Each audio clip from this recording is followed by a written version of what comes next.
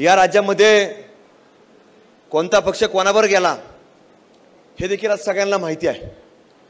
कारण की एखादा माणूस काय करतो, चुकीचं जरी त्यांनी केलं असलं स्वतःच्या स्वार्थाकरता, तर ते मी कसं केलं नाही हे दाखवण्याकरता देखील फार लोक झटत असतात। त्यामुळे त्याच्यावर फार भानगडीत पडू नका।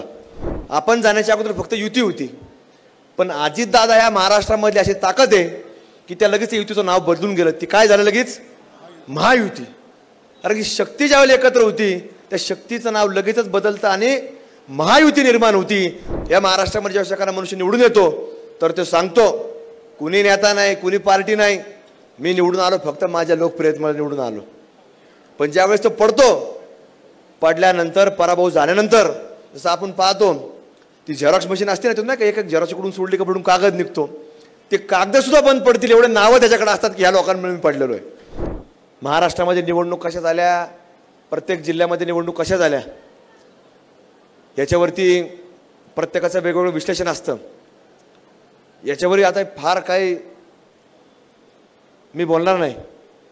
बोललेला प्रत्येक व्यक्तीने आता याच्यावरच बोललं पाहिजे की पुढच्या निवडणूक कशा करायच्यात याच्यावरती खरं तर आता पुढच्या काळामध्ये चर्चा होणं अपेक्षित आहे आणि गरजेचं आहे।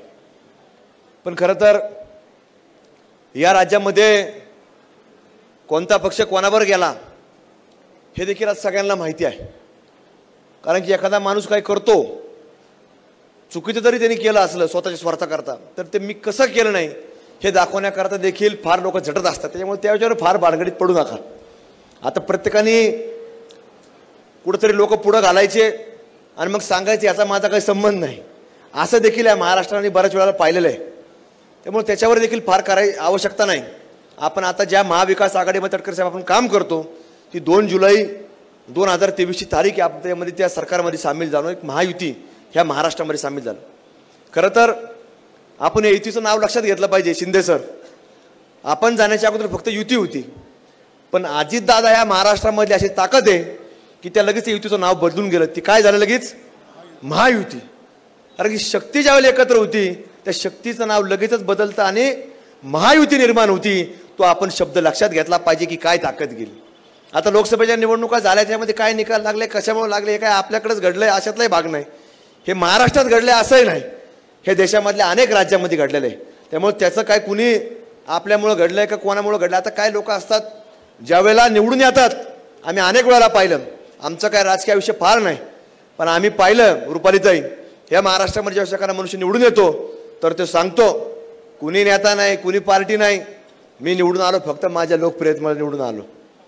पण ज्यावेळेस तो पडतो, पडल्यानंतर पराभव झाल्यानंतर जसं आपण पाहतो ती झेरॉक्स मशीन असते ना, तुम्ही एक एक झेरॉक्सकडून सोडली का पडून कागद निघतो, ते कागद सुद्धा बंद पडतील एवढे नावं त्याच्याकडे असतात की ह्या लोकांमुळे मी पडलेलो आहे। ही वस्तुस्थिती आहे।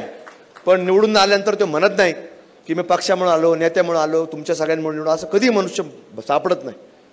त्यामुळं या सगळ्या गोष्टी आता थांबवल्या पाहिजेत। फक्त आणि फक्त पुढची ध्येय धोरण दिशा, आज जेव्हा सत्ता येते बरेच लोक येत असतात, सत्तेचे लाभार्थी होतात, पण निवडणुका झाल्यानंतर हे लाभार्थी तुम्हाला सांगतो सापडत देखील नाही।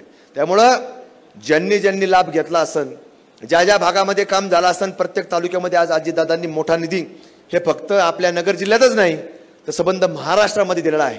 म्हणजे अगदी मुंबईसारख्या शहरापासून तर अगदी विदर्भापर्यंत अजितदादांनी हा निधी प्रत्येक मतदारसंघामध्ये दिलेला आहे।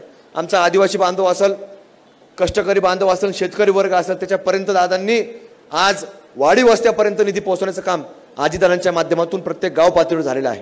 आणि म्हणून आमच्या देखील शहर त्याच्यापासून लांब राहिलं नाही।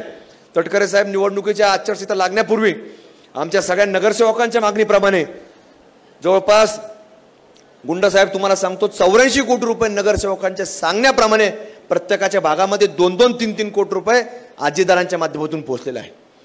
नगरच्या डीपी रस्त्यांकरता जवळपास 150 कोटी रुपयाचा निधी आज अजितदादांच्या माध्यमापर्यंत नगरपर्यंत आलेला आहे। आणि म्हणून निवडणुका लागल्या की कोणाला तरी आमचा समाज आठवतो, निवडणूक लागल्या तर कोणाला तरी धर्म आठवतो। पण तुम्हाला सांगतो मताच्या वेळी देखील आपण कुठेतरी सांगितलं पाहिजे की अजितदादांनी दिलेला आहे निधी आहे आणि याला आपण जागलं पाहिजे, खाल्ल्या मिठाला जागलं पाहिजे।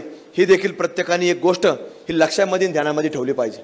जर लाभार्थी व्हायचं नसेल तर त्या निवडणुकीच्या बाबतीमध्ये देखील आपण प्रत्येकाने लक्षामध्ये घेतलं पाहिजे।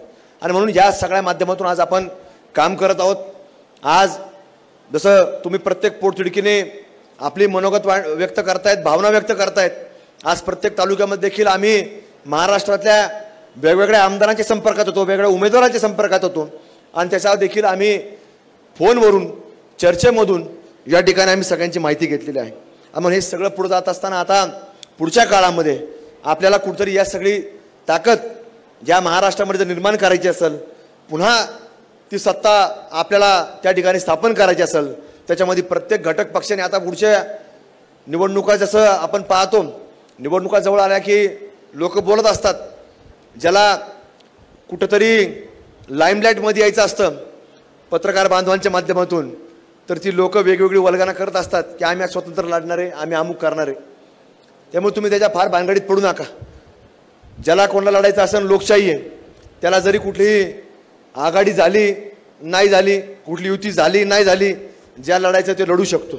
ते काय कोणी कोणाकडं म्हणू शकत नाही की तू असं कर तसं कर। त्यामुळे लोकशाहीमध्ये सगळ्यांना अधिकार आहे। त्यामुळं आपण फक्त आणि फक्त जे कोणी पक्षाचा आदेश येईल, पक्षाची सूचना येईल, त्या सूचनेप्रमाणे आपण काम करण्याची भूमिका पार पाडली पाहिजे। लोकसभेमध्ये आम्ही पाहिलं की आज बरीच लोक या ठिकाणी इथं मतदारसंघात सुद्धा नव्हती साहेब, म्हणजे राष्ट्रवादीचे असतील किंवा अन्य कुठल्या पक्षाचे असतील, ते मतदारसंघामध्ये देखील नव्हती। पण जर तुम्हाला सांगतो गुलाल पडला असता तर ती लोक तुम्हाला सांगतो ती गुलालामध्ये आमच्या अगोदर तुम्हाला सांगतो ती गुलाल घेतलेली लोक पाहायला मिळाले असते। आता तिकडून गुलाल पडला तर काही लोक तिकडे सामील झाली। त्याच्यामुळे याच्यामध्ये फार वेगळा विषय नाही, ते काय आपण काय नवीन नाही पाहत, हे सातत्याने पाहत आलो। आता आम्ही काय तुम्हाला सांगण्याचं वर म्हणजे काय आवश्यकता नाही, तुम्हाला 30-30, 40-40 वर झाले, तुम्ही सगळे आता हे पाहताय, त्यामुळे आम्ही काय त्यामध्ये वेगळं सांगावं असं नाही। फक्त आता आपल्याला लक्ष केंद्रित केलं पाहिजे त्या पुढच्या निवडणूक कशा करायच्या, कशी दिशा असली पाहिजे। त्यामुळे निवडणुकानंतर रोज नवीन नवीन वृत्तपत्र, TV चॅनल, सोशल मीडियाचे माध्यम झालेत की त्यांचं व्यासपीठ आहे आणि ते मांडण्याचं काम बरीच मंडळी करत असतात। पण त्याच्याकडे फार लक्ष न देता की आपल्याला ध्येय धोरण काय, आपली दिशा काय आणि आपला हा महाराष्ट्र असेल, आपला जिल्हा असेल, कशा दृष्टिकोनातून कोणाच्या ताब्यात द्यायचा, हे आपण खरं तर ठरवण्याची वेळ ह्या निवडणुकीच्या निमित्तानं आपल्या सर्वांसमोर आलेली असते। म्हणून आता जसं मी सांगितलं की आज बरेच लोक आता हा जिल्हा म्हणून बोलत असतात। खरं तर तुम्ही बरं झालं की राज्याचा दौरा ताई तुम्ही सगळ्या मंडळी तटकरे साहेबांनी तुम्ही काढला आणि काढल्यानंतर तुम्ही ठरवलं की सुरुवात कुठून करायची, तर नगर जिल्ह्याच्या भूमीतनं करायची। त्याबद्दल तुमचे मनपूर्वक या ठिकाणी आभार व्यक्त करतो, कारण की नगर जिल्हा हा साहेब भौगोलिकदृष्ट्या देखील मोठा जिल्हा आहे। बरीच मोठी मोठी लोक या जिल्ह्यानं या महाराष्ट्राच्या नकाशावरती राजकीयच नाही तर क्रीडा क्षेत्र असो, कला क्षेत्र असो, प्रत्येक वेगवेगळ्या क्षेत्रामध्ये दिलेलं आहे। आणि म्हणून तुमचं देखील या ठिकाणी येणं आणि या जिल्ह्यातलं एक वेगळं रणसिंग फुगणं हे महत्त्वाचं आहे। आणि म्हणून या रणसिंगाच्या माध्यमातून मला खात्री आहे की निश्चित 2024च्या लोकसभेचा जरी गुलाल आपण घेऊ शकलो नाही तर हा महाराष्ट्र ह्या 2024चा विधानसभेचा गुलाल हा संपूर्ण या ठिकाणी नगर जिल्हा घेतल्याशिवाय राहणार नाही।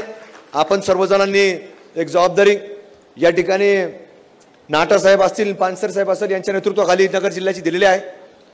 इथं संपतदादांनी चांगलं नियोजन या मेळाव्यासाठी देखील गेल्या काही दिवसापासून घेतलं, एक ताकदीनं त्यांनी त्या ठिकाणी नियोजन केलं।